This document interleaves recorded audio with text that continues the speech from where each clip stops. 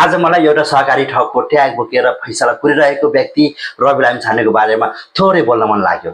भाद्र 29को Gen Z आन्दोलनमा सरकारले युवाहरूलाई ताकी ताकी गोली हानी हत्या गर्यो। 29 जना जेन्जीहरूको हत्या भएपछि भाद्र 24 गते जेन्जी युवाहरूको आक्रोश राज्यको संयन्त्रले थामी नसक्नु भयो।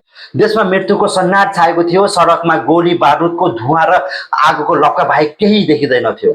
जताततै ध्वस्त भएका गाडी, आगो लागेका घरहरू र रगतले लतपतिएका लासहरू बाहेक केही थिएनन्। सिंहदरबारबाट धुवाका मुस्लाहरू निस्केका थिए जसले नीलो आकाशलाई कालो आकाशमा परिणत गरिदिएको थियो। संसद भवन खरानीमा परिणत भएको थियो।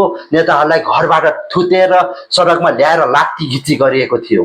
कुनै नेता बल्ल बल्ल सेनाको हेलिकप्टरबाट भाग्न सफल भए र भाग्नु र लुक्नु बाहेक उनीहरूको विकल्प पनि थिएन। ती नेताहरूको घरसँगै नेताहरू पनि जलेर खरानी भएको हेर्ने दृढ इच्छा राख्थ्यो त्यो भिडले।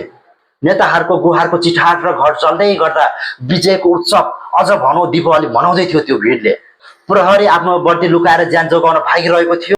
कानुन र न्यायको कुनै अर्थ थिएन, थियो त केवल हरेक कुनामा मृत्यु अनि डर। यो एउटा भयानक सपना जस्तो थियो, तर यो वास्तविक थियो। कसैको रोक्न सक्ने क्षमता पनि थिएन। यही डरलाग्दो सन्नाटनमा जहाँ नेताहरू लुक्न हतार गरिरहेका थिए, त्यही भिडमा एउटा नेता निस्किन्छन्। उनी हुन् रवि लामिछाने।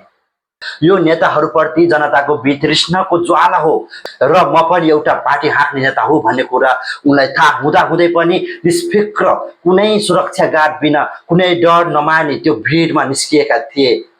उनीसँग अदम्य साहस सिवाय केही थिएन। यदि जनतालाई रवि लामिछाने साँच्चीकै सहकारी ठग लाग्थ्यो भने, हजारौं त्यो भिडबाट एउटा व्यक्तिले मात्र पनि उनलाई प्रहार गर्थ्यो भने उनलाई बचाउन सक्ने कसैको क्षमता थिएन। उनको त्यो अदम्य साहसको पनि केही हुनेवाला थिएन। कुराले के पनि प्रश्न गर्छ भने रवि लामिछाने जनताको नजरमा सहकारी ठगी होइनन्।